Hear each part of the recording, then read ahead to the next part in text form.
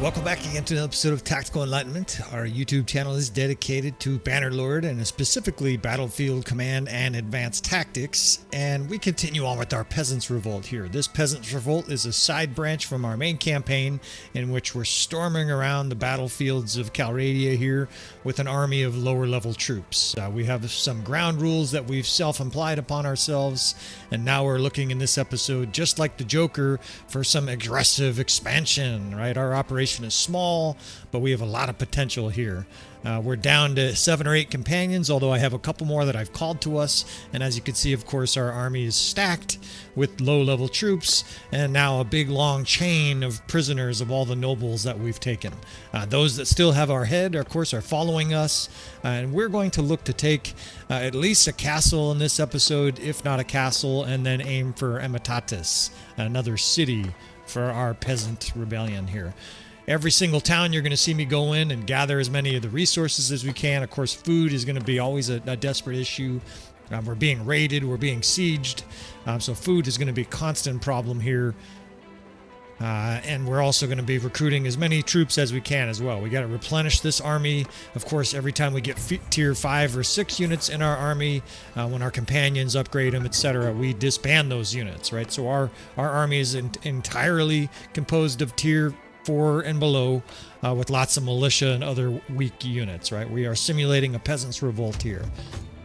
In the last episode, it was just an absolute flurry of battles, but we were able to weave our way through, bob and weave through just a myriad of different attacks, and now it's time to go on the offensive. Now this fuck here, this fucking guy is raiding Creos, and I'm pretty sure we have this guy's brother in our party.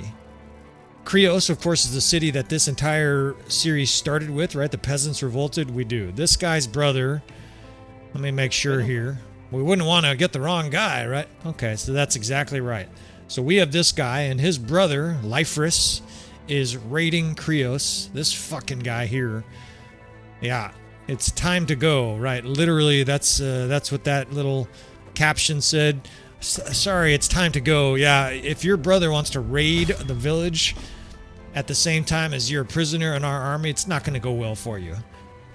We will roll his head over to his brother. And before we can even siege this castle here, it looks like Vlandia is coming in to attack. Now look at this army, right? Again, this is something we're facing over and over again.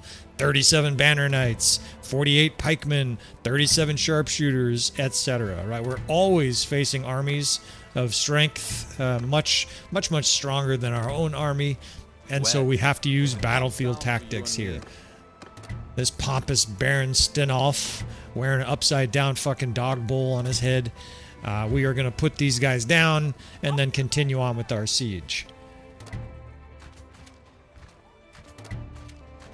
Now my positioning here is not optimal. I don't have any obvious hills I can use, but we can do some kiting with Vlandia. I like to kite with Vlandia. I like to use killbox and focused attacks with against Vlandia. Now the 4th, 5th, and 6th, those are archer and skirmisher divisions. I'll be using those to pull the enemy in. As the enemy approaches, we'll be backing those units up. And of course, as we're backing up, whatever units sort of chasing our units that are backing up, we'll be throttling them with javelins. We'll be shooting them with our archer militia, etc. Let's see what else we got here. I got the 3rd Corps, so there's not very many shock troops in this right now. There's a handful. We just don't have the troop strength. Even if I do that, it doesn't adjust it to get that many shock troops in our 3rd Division. So we are somewhat limited on our tactical options here. That's still not going to stop us, though, from trying tactics. Now, the 4th Corps and 5th Corps, of course, play vital roles in our army. Those are our 2 big archer divisions, and the 8th Corps also has archers. So it does give us the ability to surround the enemy. And we need to, right? Look at this motley crew. Half these guys are wearing farm fucking implements and leather jackets or fucking just plain street clothes medieval style. And so this, let's see here, this little, yeah, this is nice and deep. There's a little dip here, like a little crevice between these 2 places. Oh shit, we're already at the back of the map. What I want to do is drag the enemy through that, and so it funnels their troops into a narrow line. How far back does this go? Okay, so we're right at the edge of the map on both sides. So we're at the corner of the map, so to speak. How much time do we got here? All right, the enemy's 335 units away. It gives us time to set up archers here. Hopefully we can funnel them in a manner where our archers can really lay waste to them. And of course, like all battles, we're going to attack their enemies with multiple units at the same time.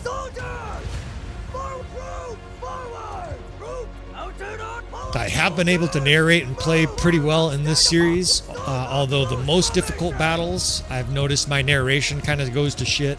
Most of these I'm going to narrate live like this, but I will occasionally have to narrate some of these videos after the fact, simply because I have to focus and concentrate. You can sort of picture me playing here, talking into my mic, and if it gets too difficult for me and the narration starts to sound like fucking diarrhea pouring from my mouth, I will simply stop talking. Maybe I'll mumble to myself, and then at the end of it, I'll come in and after narrate it. But we're going to narrate these as long as we have any ability to do so. My javelin skills, of course, have gone to shit, and it almost seems like every other day they get bad. But we're still going to do some work here on their... They got a couple of nobles here for some reason. Actually, that's just a crossbowman. All right, so the enemy's bearing in quickly here. Vlandia tends to be one of the most aggressive of the kingdoms, right? Their troops just charge in recklessly. Every once in a while, they'll pull back and do a fishball crossbow unit. But most of the time when I end up playing Vlandia, especially when you're outnumbered, they just charge in like there's fucking Costco samples available. And the next thing you know, they're right on you. Now, our archers here are giving them some consternation. You can hear the arrows pounding them, and so a lot of their units are in shield wall. Now, the 1st is in a square now, and we're going to drag the 3rd, the 6th, and the 8th to the flank of the enemy. Hope to attract the enemy with this square, and then attack the units that are sort of distracted by our square. Their units are pouring in now, banner knights and whatnot. They're starting to roar. They're actually chasing some of our units I don't want them to chase, so we'll kite. Right? We can send these guys up this hill. Our units move quickly, and of course our field commander is an experienced... Don't tell the troops. He's an experienced noble of 1,000 battles, so we don't have a peasant in charge here, right? We have experience. We have a lot of tactics in our tool bag. You can see they're infatuated by that square, and the archers are raking them with fire, right? They're not on our archers at all, and our archers are just absolutely lighting up everything in sight. We're trucking nobles here with our slow but demoralizing mace, right? Our mace here, this two-handed hammer, does low damage, but it does a really good job of knocking banner knights into the ditch. All right, now it's time to attack with the 6th and 8th. You can see all these peasants rush up with their scythes and other farm implements. We're going to add our hammer to the mix here and try to destroy this vanguard. This force outnumbers us, and they have higher-powered units, but of course their archers aren't really doing major damage, and our infantry is now obliterating, even though it's like peasants literally swinging scythes against Vlandian sergeants and whatnot. The death spam is mostly green. Just truck some of these sergeants to the ground, club them over the head. My shield on my back is doing a beautiful job blocking for me. Motherfucking stubborn motherfuckers. Thank you. That was my wife. My wife stabbed that guy. Guy clubbed me in the face, and my wife was like, eat this shit. She fucking stabbed him. All right. The enemy's reforming here. We're going to send our cav, and any units that are close can attack. I'm going to run down some units here with my cav, or with this horse, and then we will assess what the next stage is going to be here. In all of these battles, one of the things that's vital, and of course it should be important for you as well when you're playing Bannerlord, is efficiency. We don't want to lose 60% or 40% of our army in battles if we can get by with only losing 10%. Right? So we're gonna aim for maximum efficiency here. That way we can fight these continuous battles against these enemies and be ready to go the next day. Yeah, they've got another big tranche of reinforcements coming in. I'm just going to kill a few more of their banner knights, smash a few of their archers here before I retreat and reassess what we're going to do here. Alright, let's completely reset to this hilltop. The enemy has a bunch of crossbow that are retreating, so once they reach the rest of their reinforcements, these guys are going to turn and shoot. We don't want to be there when that happens, right? We don't want to have our units approaching. In fact, they just turned. We want to get through here. I probably shouldn't have brought my cav in. They're charging now. We're probably going to get smoked here. A lot of these cav are going to get shot off their horses, but we're going to pull back now to our main line. This is something as a battlefield commander you will kind of learn. Oh, that's a noble. We're taking this bitch out. It's worth getting shot a few times. Have a hammer, motherfucker. As a battlefield commander, you will sort of understand when it's time to charge and when it's time to peel back. In that instance, where you have 130 or whatever crossbowmen turning to shoot at you and you're 30 cav, it's time to pull back. Especially when you have peasants up here on this hilltop. God, our force looks motley. I see an incredible amount of guys with sad-looking armor. Alright, so there's two ridges here. This can be effectively a multi-ridged peekaboo ridge attack. We can shoot down on the enemy, and I don't know if you perceive it. I perceive it now almost like reading a language on a piece of paper. There's a second ridge there that my troops are coming over, so the enemy has to come over that second ridge before they can shoot at us. So all their units are going to have to come over the edge of this ridge before they can even start to shoot at our units. When they do so, of course, all these motley crew of archers, these militia and whatnot, these fucking banner knights are in here like 2 at a time. Fuck you. So their troops will have to come over this ridge to attack us, whether it's their infantry or their sharpshooters, right? They still have a lot of units that survived that first wave because they fell back. They reformed. Well, this ridge here is going to protect us from that. They're not going to be able to get their sharpshooters. At least a lot of them won't be able to get line of sight on our units. And if they do, they're going to have to come over that ridge into absolutely withering fire here from our troops, right? Our units are in hold fire. Now we can light these fucks up. These guys, there's like 30 cav here. Good night. These guys are about to get absolutely shot to pieces. Now, we're conserving ammunition, right? That's why I did that. We don't want to just shoot 900 rounds the whole time at units that are a long ways away. You'll get a feel for that, too. I recognize some people watching this are veterans, but I want to make sure that new players are still getting some nuggets of wisdom out of this. All right, you see this ridge? They can't see us. They can't see us at all. So we're going to put our 1st and 3rd infantry right on the edge of this ridge. And what that does is as these fucks come up over this ridge, I have the ability to attack them with these infantry lines. The first is shield and spear infantry, and the units behind them, there's shock troops, right? So two-handed weapons, so they're protected by the shields in front. Now here's what we're gonna do. I'm already planning the next diabolical tactic. The enemy's gonna approach our center. We don't have good line of sight here unless the enemy comes over the ridge, but here's what we're going to do. We're going to take the offensive here. As soon as the enemy gets a little closer to the edge of this ridge here, we're going to charge with these 2 infantry divisions, and I've got 4 different divisions of ranged units that we're going to put off to both sides of the enemy. In other words, both of the enemy flanks. I'm going to start that process over here with the 4th and the 6th. They're actually exchanging some fire with the enemy. That's totally fine. We can drag the cavalry. Over here, I'm going to put the 5th and the 8th Corps. And what that's going to do is give us enfilade fire on the enemy while they're being charged by our infantry. So the infantry gets told to charge. The cav is told to follow me. These Vlandians are about to be executed. This is going to be a massacre. Our units are moving. Their archers, of course, are going to get a few kills while they shoot them, but as these infantry are charging them, I now have archers that are pulling in behind them that are going to be raining enfilade fire on them. You can see these guys have a nice angle already, and we're going to move them down sort of in a staggered manner so that they can shoot the enemy in the side. And you can tell the enemy doesn't like what's going on here, right? They are being surrounded. They're being shot on multiple sides. Look at how ruthless that is, right? These guys are absolutely fucked. We have cav flying in here. The 6th Corps can be told to charge. I see my wife at the head of the 6th Corps, and now we're going to wade in here as well. Look at the arrow fire. It's vicious. Now, you can't see the other side because I'm on foot. Whoops. Well, Zuvan takes one in the face. But the same thing is happening to the other side, right? They're being surrounded. They're being shot on multiple flanks. And of course, the death spam is largely green. Over here, this corps is charging. The enemy's actually trying to spread out to get line of sight to shoot. And they're literally running right towards the troops that are charging them. So it's a very bad situation for the enemy. Of course, the death spam shows you that.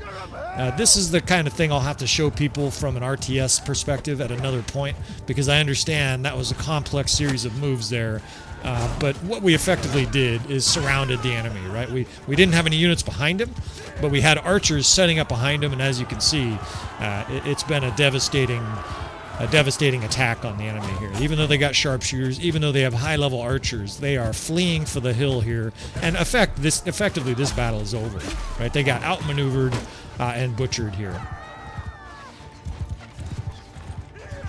Yeah, they are routing. They have a handful of units that are coming in like at the edge of the map here.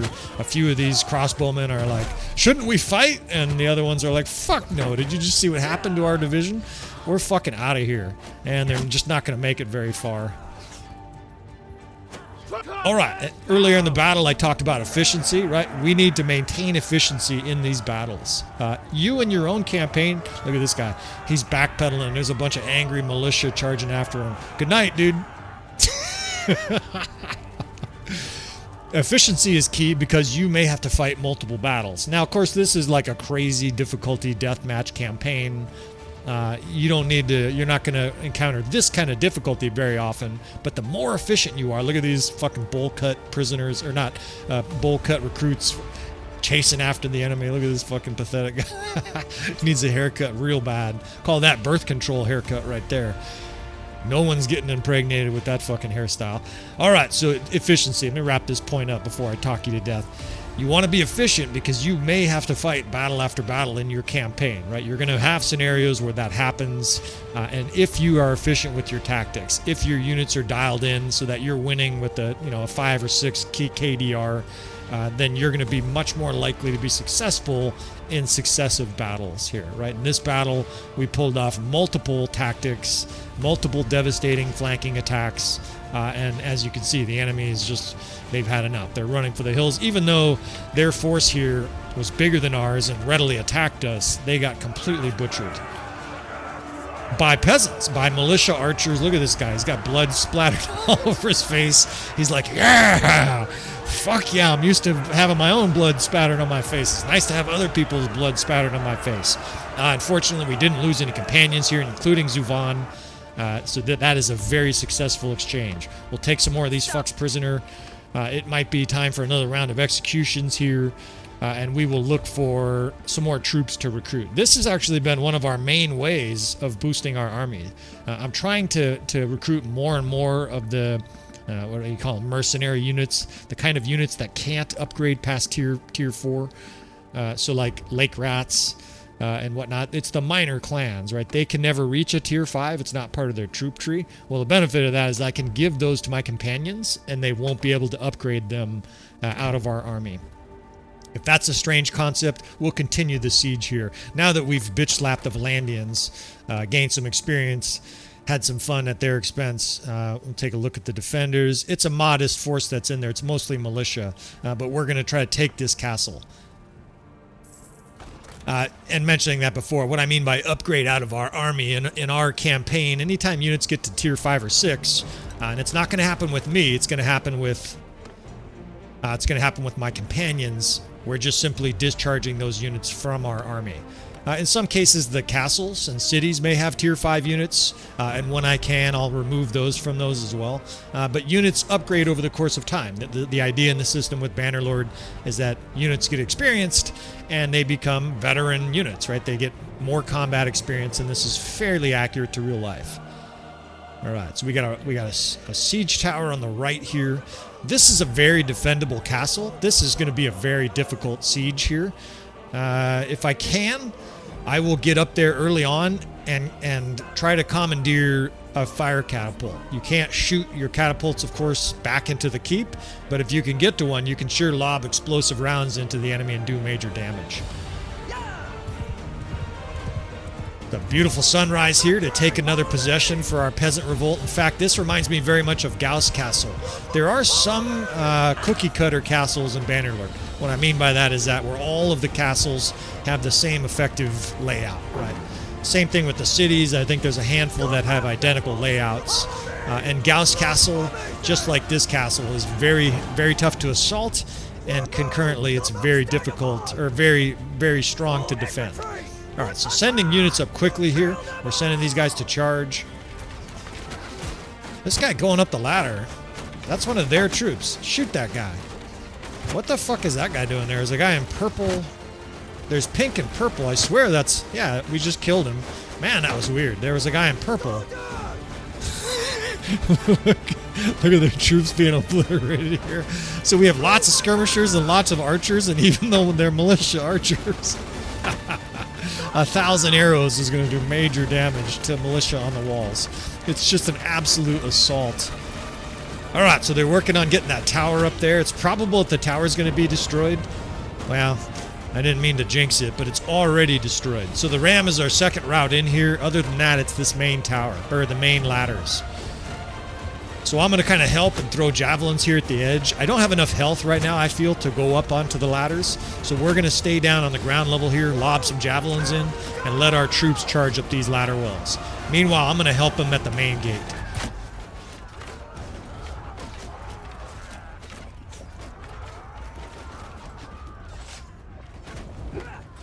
So you can actually break a gate with your weapon, but you're obviously both highly vulnerable doing that, and it would take a very long time. I'll wait for the ram here. I may get on there and help the ram or smash the gate. But what I want to do here is effectively pressure the enemy at multiple points. So we have a lot of units here. The archers are all bundled up. Let's get these guys spread out. We have a lot of units that are pouring up the wall. Some of them I can see are getting on the wall. Some are getting pushed off and getting killed. And of course the Jarl... I guess we're not a Jarl. Don't tell the guys. I guess the leader of this revolt, Zuvan of unknown origin, right? Unknown origin. He's helping the rebels here. Yeah, they're getting fucking pushed off pretty bad. He is prone to killing units sometimes. It's just a thing with javelins. I also have the little spear above their head, the little circle that shows you, who's allies. You can see those little globes that are illuminated. I have that turned way down so that it's not this big glaring stupid fucking circle above their heads. I think it really interferes with with any feel of the cinematics to a good battle like this. Alright, these guys have the ram set up. I'm going to help pound on this door here. I just don't have the health to join my men on the walls at this stage, so we're going to try a little different route in this castle. We have taken castles before as part of this campaign of peasants. Of course, we took Gauss Castle, and we took, Atrion Castle. We're going to try little different routes each time, right? And part of the reason, whoops, I guess you can't throw javelins through those holes. Part of the reason I'm doing that is the players that are new, or newer, I want to give them alternative ways of winning your situations in Bannerlord here. Now we're going to have these guys charge and get some troops up on this wall, but here's a critical thing of this. You want to watch up above your head there. The enemy will use these murder holes. Of course, you'll see your guys doing it in a castle siege. They will throw fucking boulders down on your head. This is true to to historical battles. You see this fuck here, catch a javelin. Oh, I just barely missed. And he just killed some of our troops, right? So what we want to do is try to drill that guy with a javelin if he comes back and tries to throw rocks at our head. Our guys are almost through the door. Well, he threw it from another angle there. And now we're at least through. Now we got to shove. Okay, there's hardly any guys here. We got to push through aggressively here. I'm going to lead my men here. Once we've cleared this gate, we're going to quickly get archers spread out here. The enemy made a mistake here, right? If this was an enemy commander, you would say they have fucked up. They should have more troops at the gate. Because we pressured them on the other point over there, on those ladders, most of their troops are sucked up over onto the far side. So we're going to take the courtyard. If they don't want to hold it, we'll take it. And this is going to be totally destructive for the enemy. Now what I'm doing is I'm assigning archer divisions in big, wide tranches so that they can... Fuck, I just got shot in the face. So that these archers, of course, can unload on the enemy. Let's get these guys set all the way up there. They're going to be shooting the enemy now on their own walls, right? What we've effectively done here is commandeered the enemy's defenses. Even though they have a large defense in here, we're going to charge with an infantry division. Our archers are absolutely raining down death on the enemy, and we're going to wade in here. Truck some fucks to the ground. Help! I hear them routing. And they would rout in real life. The enemy would be absolutely shitting themselves. They would realize that their plan failed miserably and that death is imminent. You can see our archers have just brilliant enfilade fire. Those guys on the wall are similarly dead, right? We will bring these guys over. I'll bring this archer over and position it basically directly behind the enemy in their own courtyard.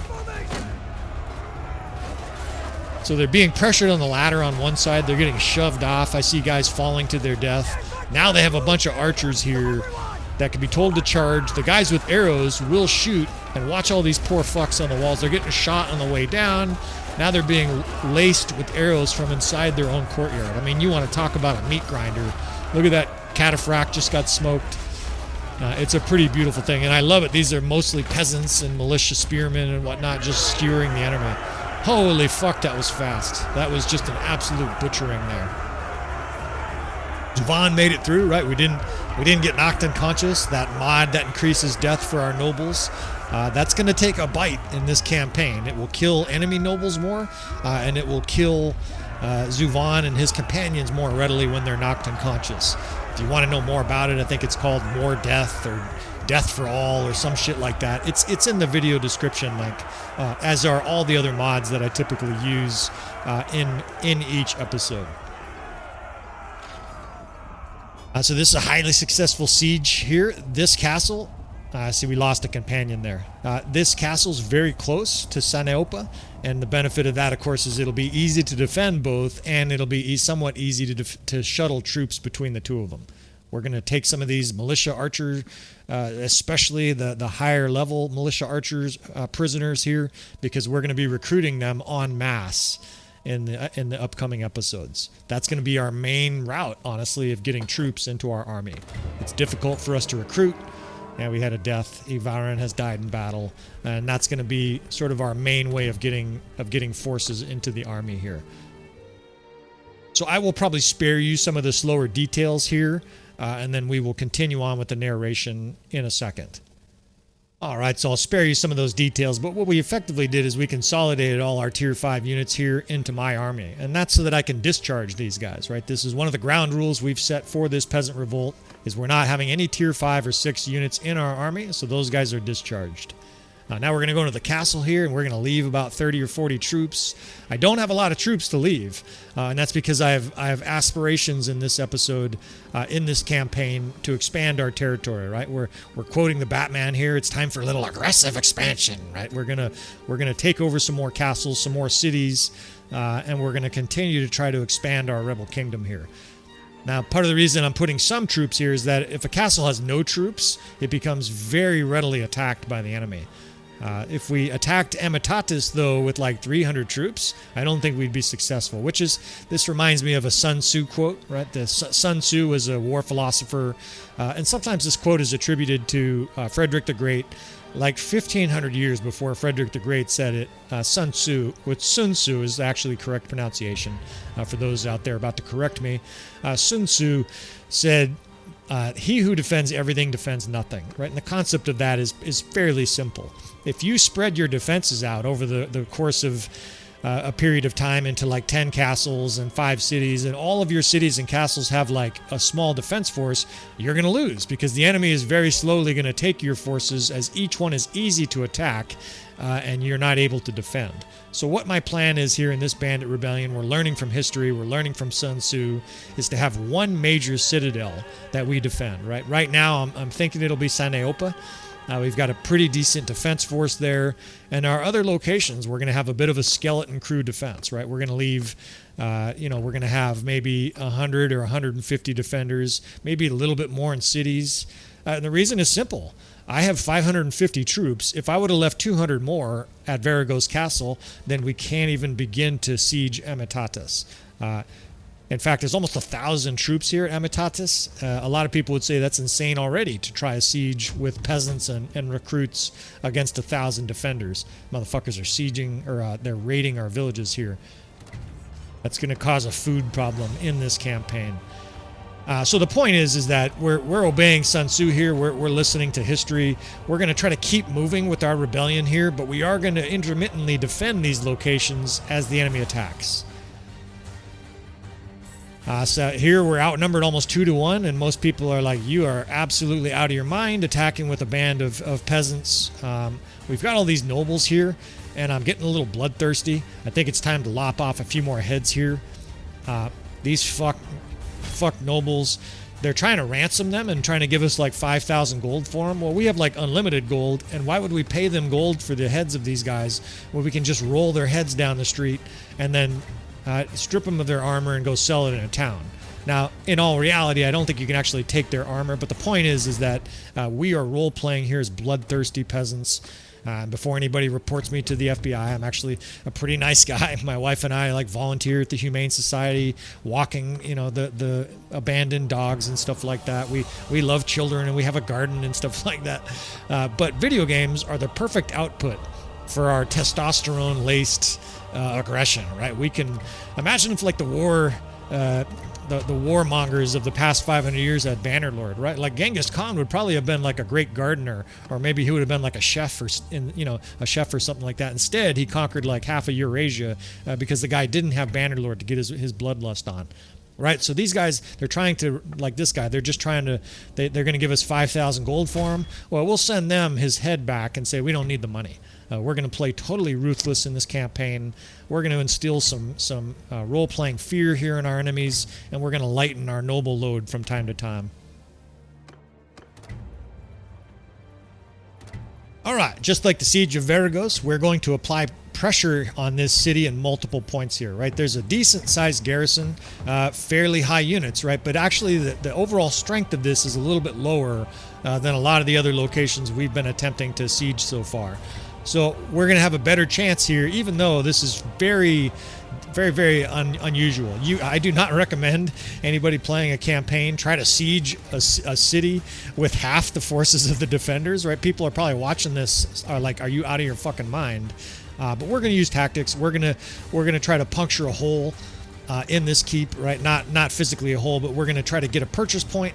Well, we lost our ballista, but we're going to basically try to pressure the enemy here in multiple spots and make our way in here and add this city to the realm.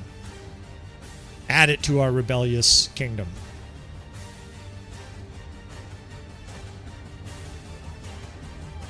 All right, nice looking city here. It looks like a nice sunrise to slaughter the defenders here.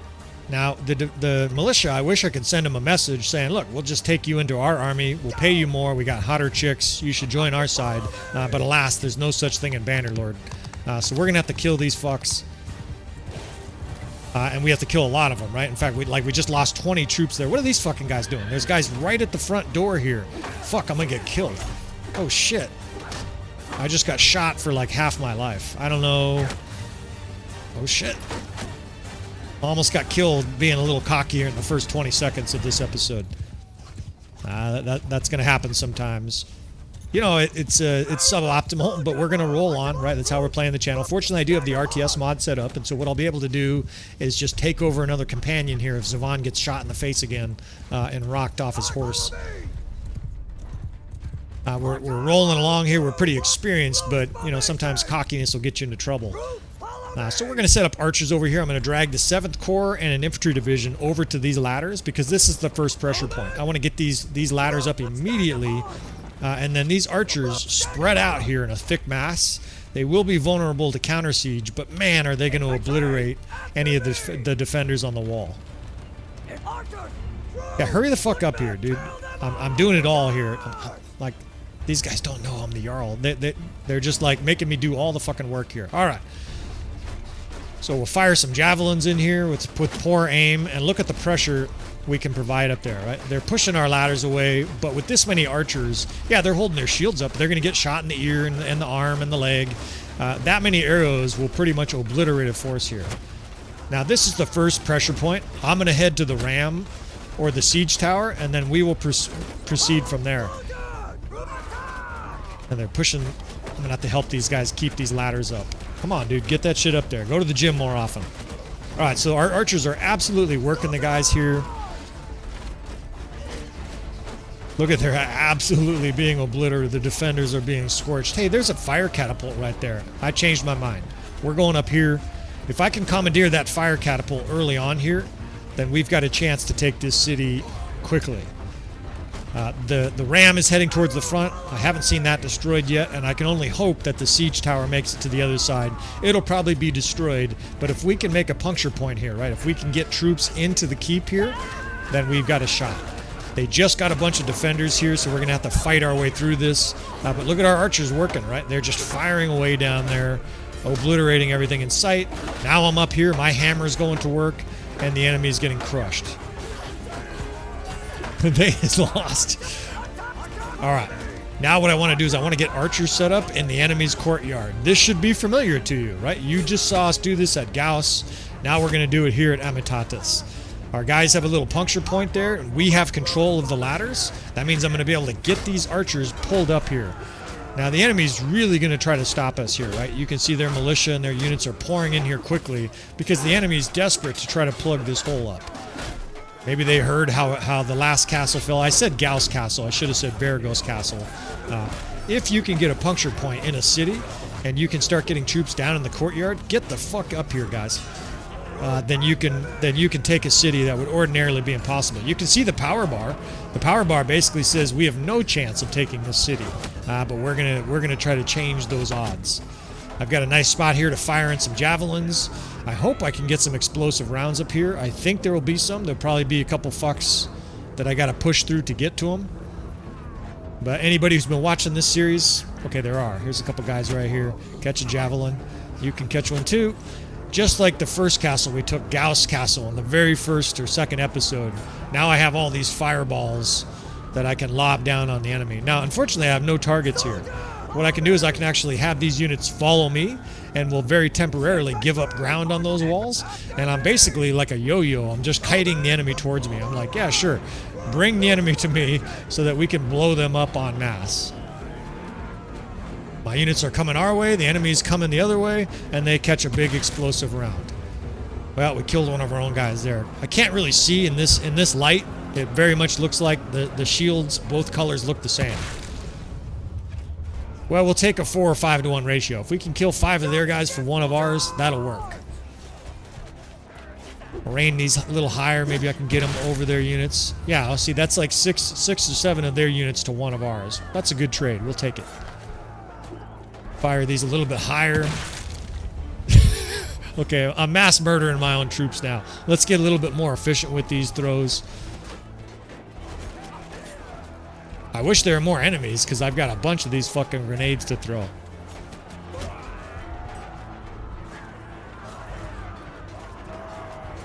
Our units are very slowly coming up the ladder. I actually want to, like, throw fireballs at my own unit here, just to tell them to hurry the fuck up. Sometimes units come up ladders really slowly, and that's definitely the case here, and this is not a good time for that to be happening, right? We're urgent to get troops up here. I need these troops up here to get in the courtyard. I've got some archers set up, right? But there's like 20 guys there.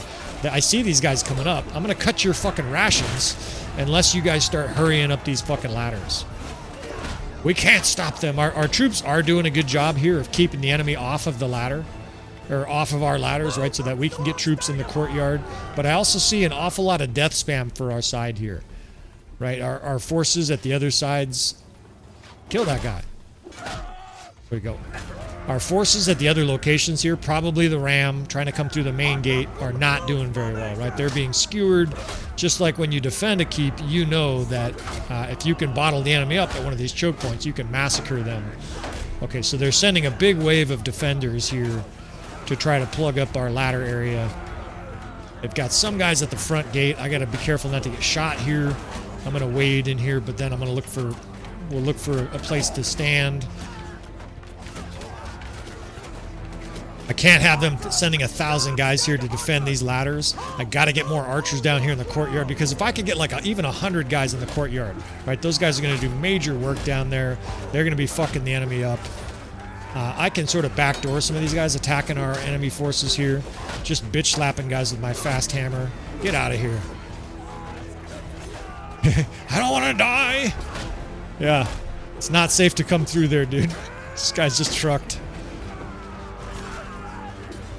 All right, we're in still a bit of a scrum here. We do have a purchase point, though. This ladder position is ours, and I do have about 40 archers here.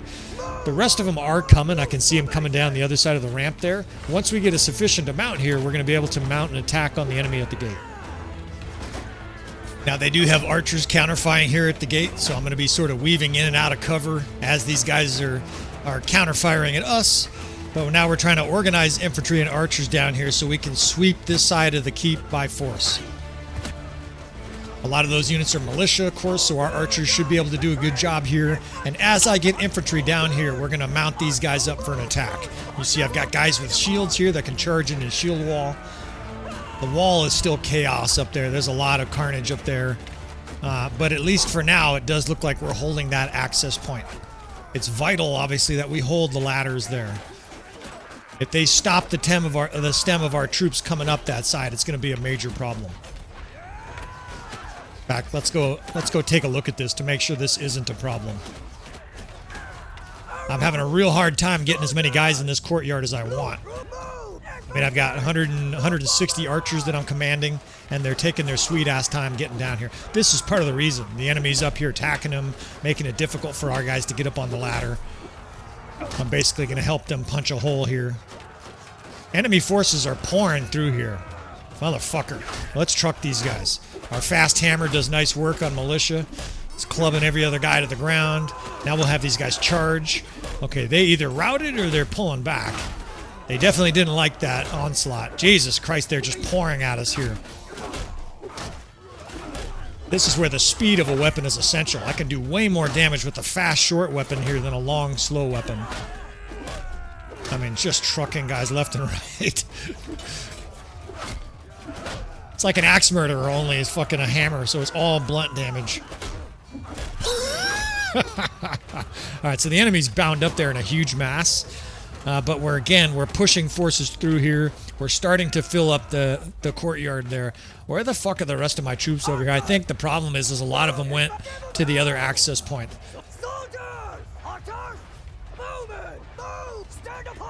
It does seem like we have our siege tower and siege ram both up to the walls. So that's partly what's going on here. Hey, I've got some companions in here. We can join this guy. This is Zelik. We can do some combat in here. Try to burst a hole through this side. You can see a lot of my forces are involved in a hugely messy scrum here.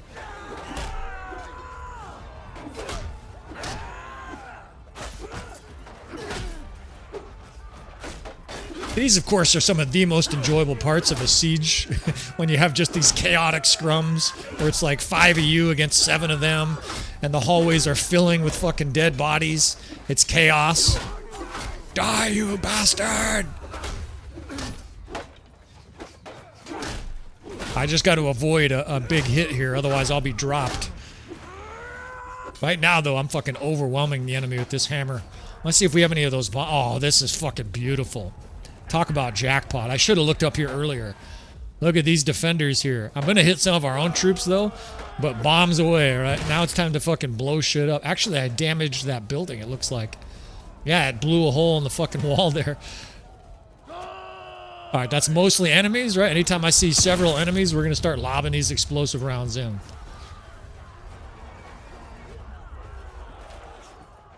Look at the enemies all bound up on the other side there. We're starting to gain a puncture, though, on this side of the keep. Right? The other side, it looks like the enemy's got a very strong force. Here, catch, dude. Just takes a fucking face first. The enemies, I mean, even if there's 2 or 3 guys, it's worth it for me to throw these bombs. Granted, I could probably kill a lot of these guys with my hammer, but there's no risk here, right? We can just rain down our bombs. We'll send these archers in. Attack, in this case, what it's doing is it's telling him to advance, charge, right? I don't need these guys charging with their weapons out. They'll be shooting arrows more than likely. Infantry! Follow me! Now I'm going to call infantry towards me because what I want is essentially an escort. I'm going to try to throw this bomb. Yeah, there's a bunch of enemy forces here. Obviously, when you're holding one of these bombs, you're kind of vulnerable. I'd love to throw it into the thick mass of troops there, but I'm not going to be able to make it to there. All right, let's get archers set up here. If you can see what's going on here, we have the enemy very occupied on this far side of the keep. Yeah, I can't fight like 20 guys. This infantry that I called to me should be joining me soon. This fucking guy here trying to hide. He ducked and reloaded just the right time. Fucking militia all over me. Now I've got 3 or 4 infantry here with me. Archers are starting to push forward. Now it's a good time for those exploding bombs, right? Now the enemy's starting to get bound up, but more importantly, I've got troops that are pushing forward there, which will allow me to clear a path with these explosive bombs. It does actually look like the enemy's melting away there. We'll see if we can't throw a few in here. In fact, I just looked up, and this city is ours. Here we're gonna hit our own guys, but that's all right. We're gonna hit a bunch of theirs too. These guys are routing, I think. This city is ours. Added it to the rebellion here. Just a coup de grace here. If this was going to continue, I'll just give you my thoughts on what I would have kept doing. If this lower area, if the enemy had a huge amount of defenses up there, guys are getting pushed off still, I would have a huge amount of archers down here to just absolutely rain death on the enemy, right? Don't forget, all of the positions that the enemy assumes on a citadel, you know, to defend the place can be turned against them, right? If those opportunities become available for you, if you can get troops set up down in the courtyard to shoot up at them, just like we did with Varagos Castle, right? If the enemy will allow you effectively a position, take advantage. When the enemy's making mistakes, don't interrupt them, right? We'll quote some Napoleon.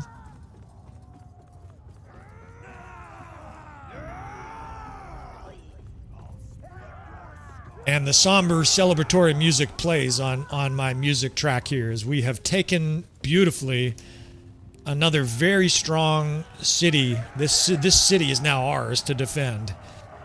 We're going to immediately lower the taxes and double the wages of all the laborers. We're going to gather up all the wealth of the aristocracy and give it to some of the hardest working captains and whatnot in this rebellion. We're going to take care of our troops. It does look like we have a bugged... Unfortunately, there's a bugged guy here. Look at everybody's trying to stab the wall. I might even have to forego the joy of hearing all these peasants fucking cheer at the end of this battle. But ultimately, this little bug aside, that was a tremendously successful siege against a force twice our size, defending a very strong city. This is huge. Adding this city, look at this guy's like piled up on the wall there. I'm going to take a peek, see if I can't find this guy. Otherwise, what we'll do is we'll just retreat and then auto-resolve. This is not going to preclude us from sieging this city. It's an unfortunate thing. Sometimes guys fall through the walls.